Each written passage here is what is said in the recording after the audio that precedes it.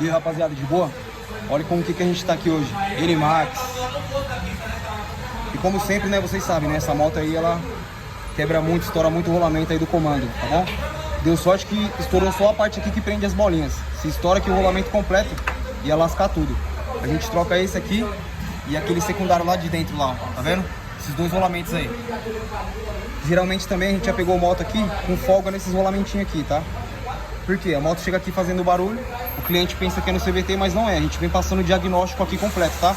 Conferindo folga de válvula, conferindo o rolamento, conferindo o CVT, se tá tudo ok, tá bom? O cliente deu sorte, ó, que desceu pro cárter. Olha lá, deixa eu mostrar aqui pra vocês os cavacos aqui dentro, aqui, ó. Olha lá os cavacos lá. Isso aqui é pedaço de limalha aí que saiu do rolamento, tá?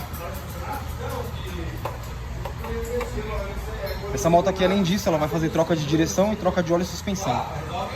O serviço da troca desse rolamento aqui, desmontagem, fica em torno de R$250, tá bom? Certo, pessoal? E é isso aí. Tamo junto. Primeiro vídeo que eu posto aí de tela cheia, certo?